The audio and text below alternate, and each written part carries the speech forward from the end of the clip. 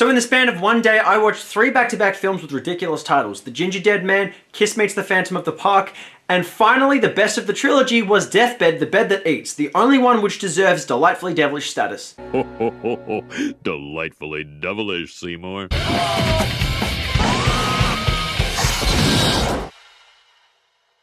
Yes everybody, welcome back to Delightfully Devilish, the show where we discuss films that all at once meet the criteria of being the good, the bad, and the ugly. I'm your host Jukebox Harry, and today we will be discussing what I think is the only feature-length film so far about a killer bed. Deathbed, The Bed That Eats is a 1977 American surrealist horror film directed by George Barry in his sole directorial effort. Ironically, that's also the name of a man I worked for until the event industry was overtaken by COVID, so there you go. There's an interesting release history behind this movie. Its budget is estimated to be at about $30,000, but once filming had finished, the director was unable to find a willing distributor. The only company willing to distribute it were willing to offer him $1,000 if they could release a version of the film where he had paid to have the credits printed. But that was going to cost him an additional $3,000, so he wasn't able to do that.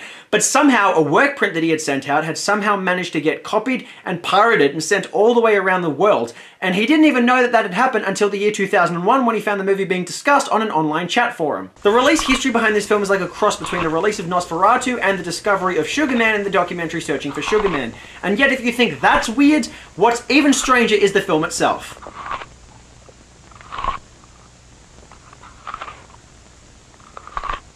Yeah, that's how the film starts. Get used to that chewing sound, it does not go away. Already something is wrong in this film because it looks like the lens of the camera is cracked. I've been imprisoned behind my painting in this limbo for 60 years now since my death. Well, I don't know who you are, but okay. 2 randoms enter the premise. I'm afraid. Let's not. Let's go back. Afraid? What's the matter, baby? There's nothing to be afraid of. I feel like the director made a conscious decision to film this shot under shadow so that he could dub their mouths with literally whatever dialogue he wanted during post-production. They try to enter the building, but somehow all the doors keep locking themselves. But luckily, another door opens up for them, which isn't the slightest bit suspicious. The couple finds a bedroom and starts unpacking a meal of apples, wine, and fried chicken. None of those items go together. This is going to be a very strange meal. Would you lock the door? I must have locked it already. Well, I would say that you're an idiot, but considering that you're rooting a lady on some stranger's bed in an abandoned house, I think that's implied. The bed begins to feed, starting with one of the apples, and the film uses foaming yellow bubbles as an effect to simulate it consuming. What a peculiar choice of effect. The apple is lightly dissolved in some kind of yellow acidic substance before the core is returned. Then it takes on both the chicken and the wine. Let's eat. Let's not. Why did you even bring fried chicken if you weren't going to eat it? That shit's just going to go cold. So even after the bed eats the bucket of chicken, somehow it manages to be completely dry and closed again. Then all the remaining chicken bones have made their way back in. Also, the wine bottle is empty, but the cork has been returned. Yeah, I'm probably going to have to minimize the continuity errors in this film because there's probably more continuity errors than actual continuity. Don't worry. I wasn't hungry anyway. So then why were you even asking for the food? It can't be because you didn't want to have sex with this guy because you're going at it again. We get some boob as the music begins to resemble the tractor beam from a science fiction movie. Then our heroes get killed off screen as blood drips onto the candle for dramatic effect. Deathbed, the bed that eats. I imagine these next few seconds are where the title credits were meant to go, but they've just been left as empty scenery. Then we get shots of the bed imposed over random stock footage and the cliche spinning newspaper effect. Except that it's literally the exact same newspaper all 4 times, with the headline being the only thing that changes. J. Jonah Jameson here, thedailybugle.net. I'm not sure what all this is meant to convey, but I'm very far from impressed. We get a bunch of shots depicting damage done to the household while the voiceover narration of the man behind the painting claims that this is a result of the bed taking out its anger on the house. So, that's a thing that's happening. These really are some amazing effects here, people. Yeah, when's lunch? A gangster owned this mansion years ago. One day he just disappeared, probably at the bottom of some river. A friend of mine, she's a lawyer, is liquidating what's left of his estate. That's how I got permission to use the place. I was telling her how I wanted to get out of the city, and she offered me the use of it. I cannot remember the last time I saw a film which used so much voice-over narration because the director didn't understand that you have to write dialogue in a movie. In comes 3 random girls, including one that goes off on her own. It's my own fault. I invited myself along. I only know Diane from work. I shouldn't push myself on people. Who's Diane? What do you do for work? And why did anyone think this is an acceptable substitute for writing actual dialogue? For some reason, we get a flashback to 5 minutes prior when they're driving up to the house making small talk. I don't know why this had to be a flashback. It's no more effective this way. I should have told them to turn around and take me back home, but I was too afraid to. All they did was to look at each other so strangely. Jesus, that music is jarring. Back in present time, the other two find some burials nearby, but the African-American woman doesn't seem to know what she's meant to be looking at. I wonder where this house is supposed to be. These people had a place to die. They must have had a place to live, too. Unbelievable. Every time we can't see the characters' faces, that's when they start talking. But it still feels like it's meant to be narration, so why doesn't the narration just happen while their faces are still on screen? It feels like the entire script for this film was written in post-production, I don't know. Then we see a girl lying on the bed, then the others enter the room, and then nobody's in there. I don't get it. Where's Susan? I don't think she's feeling very well. I'll go get her. There's another. That was fast. You gaze at me as a painting on the wall, and I see you as a serving upon some monstrous silver platter. I see you as a very strange plot device. And then one of them is inexplicably walking on the bed. Two of them leave, and one stays behind to get some sleep. Is this meant to simulate the bed getting very excited? You know the mental state she gets into. How come every time little sister, the world's oldest runaway, leaves home, I have to go out and find her? And just who in the hell are you meant to be? The bed apparently has the power to affect the dreams of those who sleep in it. I've made your favorite. Oh, I'm not hungry. You're not talking either. People's mouths are meant to move when they communicate. For some reason, this girl dreams of being fed caterpillars and moths, one of which she actually appears to have eaten for the film. Then the bed pulls her clothes off, eats her flowers, and begins to kill her by frantically rubbing her necklace against her. Then it consumes her entire body, quickly reducing her to being a skeleton, albeit one that still has hair for some reason, and that continues to bleed. I mean, I could tell that George Barry doesn't have much experience in filmmaking, but this is basic biology here, people. And the others have also picked a very strange place to eat lunch. And the bed enjoys a lunch of its own, showing us a series of different things being dissolved into it. The gifts you give to me, the rings and other jewelry of the victims you've gobbled up before my eyes. One of these rings may contain the answer. Okay, but what is the question? When's lunch? Oh, yeah, that's a good question. And then we get the best death scene of the film, even though nothing about it makes any sense, since this is just another random character who was entered out of the blue.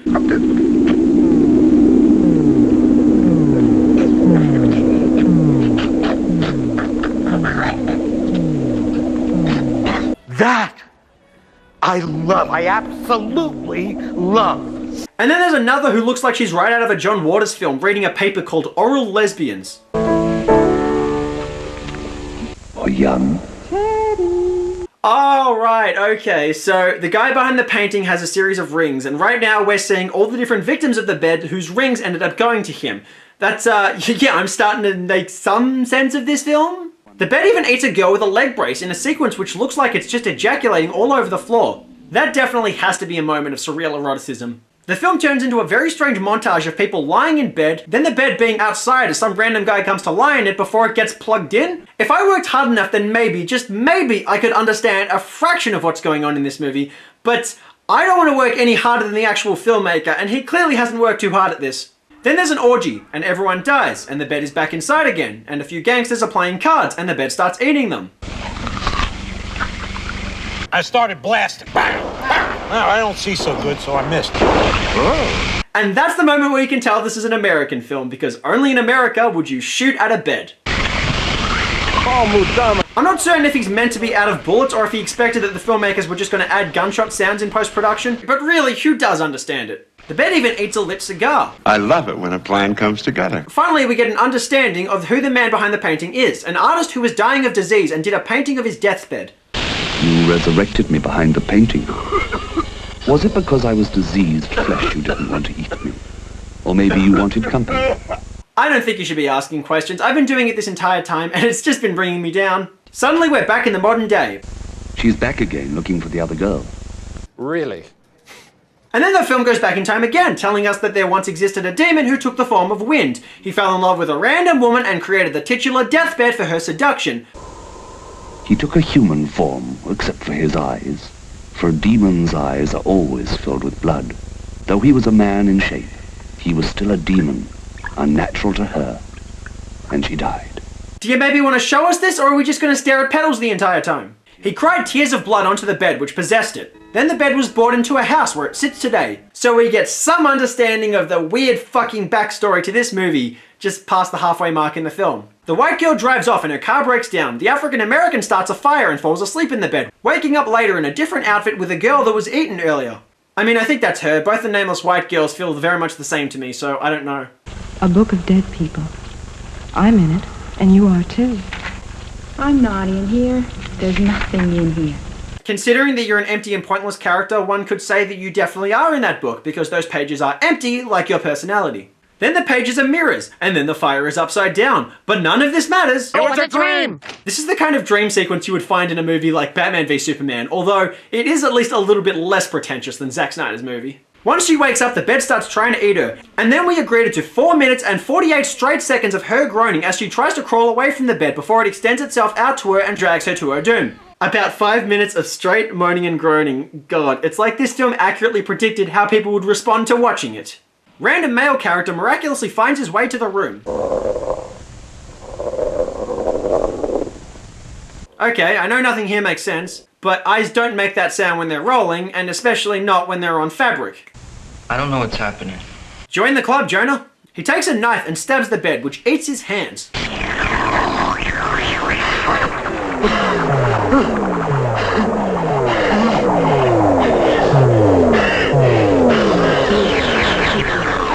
He doesn't react with any sense of pain despite having his hands literally eaten. And the actor looks firmly at his obviously artificial hands as he ponders what the hell encouraged him to sign on for this film. It's almost like a surgical operation. No, it's not! Not even almost! Cartilage is decaying. Which of those bones was meant to have been the second one that fell off? I can only see the one that's missing. I don't think I can stand it. Oh, trust me, you can stand it because your feet haven't been eaten, but you might need a hand with the situation.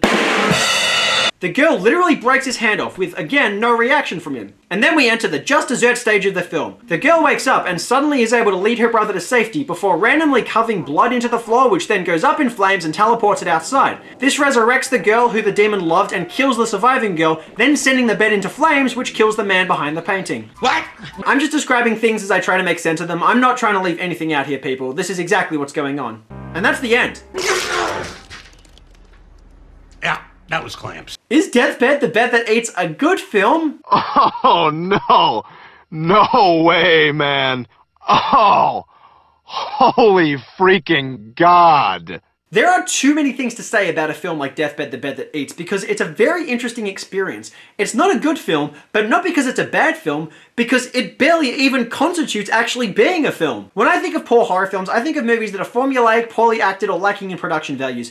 This movie has no formula, this movie has no acting, and the production values, well, I mean, I suppose they're okay given the limited budget, but still. The concept behind Deathbed, the Bed That Eats came to creator George Barry in a dream, and that explains a lot about the stylish choices in the film. Everything in the movie feels strange and eerie. None of it makes any sense, but as a surrealist film, it can use this as an excuse that not everything has to make sense. The entire film is consistent with its off-the-wall premise and an uneasy mood, so everything feels strange as a whole. Nothing sticks out about this movie because everything sticks out. This is like a jigsaw puzzle that creates one big pile of excrement out of teensy little pieces of excrement.